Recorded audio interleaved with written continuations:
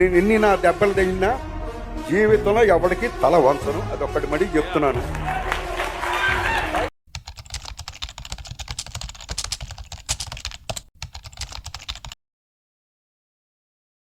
Hi అండి, అందరు నమస్తే. Welcome to triple farms. నేను మీరు తెలవర్తి.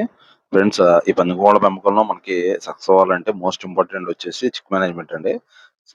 మనం మనం దింపిన పిల్లల్లో మ్యాక్సిమం 80% వరకు సేవ్ చేసుకోగలిగితే మనం 100% ఈ వీడియోలో సక్సెస్ అవుతాం. సో ఈ చిక్ మేనేజ్మెంట్ లో మోస్ట్ ఇంపార్టెంట్ ఏంటంటే బ్రూడింగ్ అనమాట. సో ఈ వీడియోలో కంప్లీట్ గా మనం బ్రూడింగ్ గురించి డిస్కస్ చేద్దామండి. అసలు పొదుగు పెట్టతో చేసే వాళ్ళకైతే ఈ బ్రూడింగ్ కాన్సెప్ట్ అనేది ఉండదండి. బట్ మనం ఇలా లార్జ్ స్కేల్ లో కమర్షియల్ గా చేస్తున్నాం కాబట్టి పొదుగు పెట్టతో అనేది అసాధ్యం అనమాట. రీజన్స్ వచ్చేసి మన అందరికి తెలిసిందండి. పొదుగు పెట్టలో జనరల్ గా మన జాతి కోళ్లు వెయిట్ ఎక్కువ ఉంటాయి కాబట్టి గుడ్లు సరిగ్గా తిప్పలేవు. సో హ్యాచింగ్ అనేది తక్కువ వస్తుంది. అలాగే ఒకవేళ పిల్లలు చేసినా కానీ వాటి యొక్క వెయిట్ వల్ల పిల్లలు నలిగిపోయి చనిపోతుంటాయి అనమాట.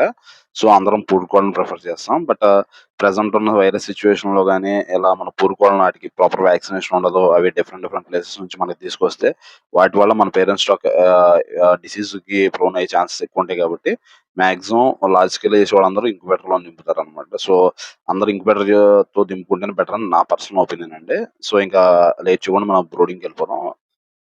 మనం గమనిస్తే అండి, చాలా మంది ఒక 100 వాట్ కానీ 60 వాట్ కానీ బల్బ్ పెట్టేస్తుంటారు.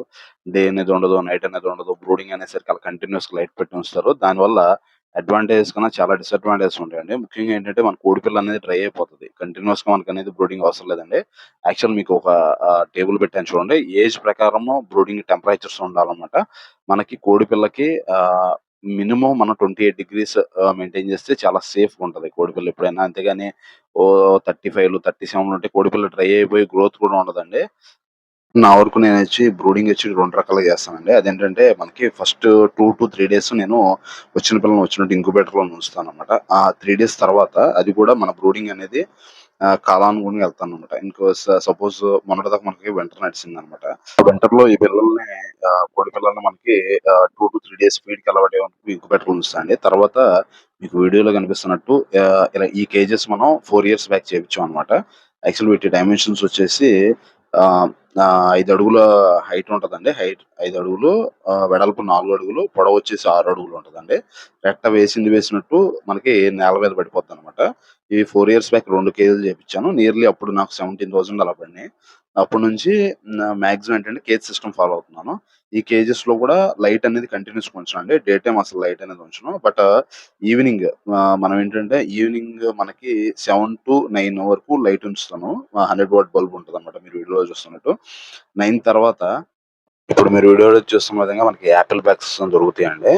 ఒక్కొక్క యాపిల్ బాక్స్ పెద్ద బాక్స్ లో నియర్లీ 50 చిక్స్ వరకు పడతాయి అనమాట. ఇప్పుడు మీరు చూస్తున్న వీడియోలో ఈ బ్యాచ్ మొత్తం 50 పిల్లల బ్యాచ్ అండి. యాక్చువల్ నేను నా బ్రూడింగ్ కేజ్ సెటప్ అనేది బయట పెట్టుకున్నానండి. ఎందుకంటే మనకి వెంటిలేషన్ అనేది మోస్ట్ ఇంపార్టెంట్. మనం కంటిన్యూస్ గా రూమ్ లో పెంచడం వల్ల కోడి పిల్ల అనేది విటమిన్ డి లోపం, అంటే దానికి సన్లైట్ తాకదు. అలాగే అమోనియా ఫామ్ అయిపోతుంటది. అదే బయట అనుకోండి ఫ్రీ ఎయిర్ వెంటిలేషన్ ఉంటది. సో మన కోడి పిల్ల అనేది చాలా హెల్దీగా ఉంటది. సో నా ఈ సెటప్ అనేది బయట ఉంటది అనమాట. అలాగే మీరు ఒకసారి మన కేజెస్ అబ్జర్వ్ చేస్తే దోమతర అనేది కంపల్సరీ ఉంటదండి. దోమల వల్ల మనం ఎంత సఫర్ అవుతున్నామో మీ అందరికీ తెలిసిందే. ఒక్కసారి కనుక ఫోల్ ఫాక్స్ వస్తే ఆ బ్యాచ్ మొత్తం ఎఫెక్ట్ అవుతుంది. మన వ్యాక్సిన్ వేసిన అయిపోయినా చాలా లాస్ ఫేస్ చేయాల్సి వస్తుంది. సో కంపల్సరీ దోమతరలు మెయింటైన్ చేస్తాను.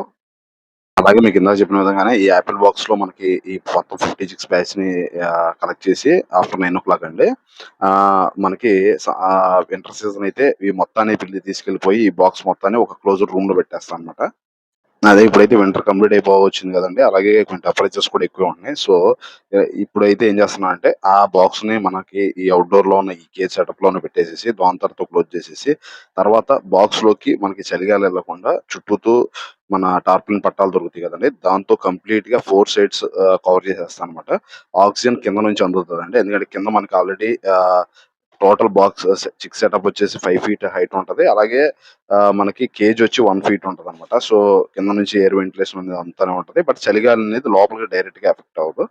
సో అలా కాకుండా కంటిన్యూస్ గా మనకి డే అండ్ నైట్ లైట్లు పెట్టేసి అంటే నేను కూడా ఒకప్పుడు అలాగే ఫాలో అయ్యాను అనమాట. దానివల్ల చాలా డిసడ్వాంటేజ్ ఉంటాయి. ముఖ్యంగా ఏంటంటే కంటిన్యూస్ గా లైట్ ఉండటం వల్ల కోడిపిల్ల నైట్ అనేది నిద్రపోదు. దానివల్ల కోడిపిల్ల స్ట్రెస్ లోకి వెళ్ళిపోద్ది. అలాగే టెంపరేచర్ ఎక్కువ అవడం వల్ల డ్రై అయిపోద్ది అనమాట. గ్రోత్ కూడా సరిగ్గా ఉండదు. ఈ డ్రై అవటం వల్ల అది ఏంటంటే పక్కదాన్ని పొడుచుకుని తినేస్తూ ఉంటాయి అనమాట. అవన్నీ ముడ్డులు తినేస్తుంటాయి. పిల్లల్ని ఒకదాన్ని ఒకటి చంపేసుకుంటూ ఉంటాయి. యాక్చువల్లీ ఈ టెక్నిక్ అనేది రీసెంట్ గానే చాలా మందికి, అంటే నాకు తెలిసిన వాళ్ళకి, నాకు ఈ ప్రాబ్లమ్స్ చెప్పిన వాళ్ళకి చెప్పాను. చాలా మందికి పిల్లలు చాలా హెల్తీగా ఉంటున్నాయి. మీరు కూడా ఒకసారి ఫాలో అవ్వండి. లేదు ఇలా కంటిన్యూస్ మనం లైట్స్ పెడితే ఫర్దర్ గా మనకి కరెంట్ బిల్ కూడా థౌజండ్స్ లో వచ్చుద్ది అనమాట. దానివల్ల మనకి చిక్ లాస్ అవుతుంది, కరెంట్ బిల్ పెరిగిపోద్ది. వీటన్నిటితో పోలిస్తే ఇదే మనకి 100% బెటర్.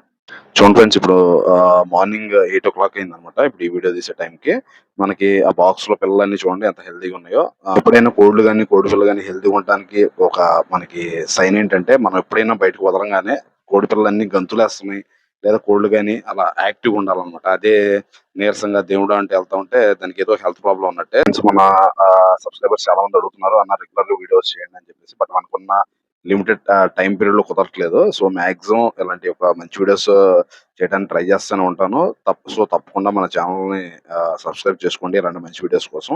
అలాగే ఇటువంటి బ్రీడింగ్ సెటప్ ని మీరు లో కాస్ట్ లో పెట్టుకుంటే మీకు లాంగ్ టర్మ్ లో కోడి అనేది చాలా హెల్తీగా ఉంటది. అలాగే మీరు చిక్స్ కూడా లాస్ అవ్వకుండా ఉంటారు అనమాట.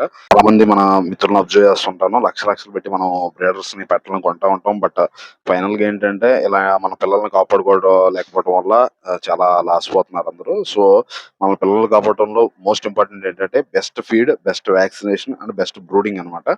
సో తప్పకుండా మన నుంచి నెక్స్ట్ వీడియోస్ బెస్ట్ ఫీడ్ గురించి అలాగే బెస్ట్ వ్యాక్సినేషన్ గురించి కంటిన్యూస్ గా వీడియోస్ చేస్తాను. సో ఫ్రెండ్స్, దయచేసి మన ఛానల్ సబ్స్క్రైబ్ చేసుకోండి. Thank you friends. Signing off, మీరైతే తెలవాలి.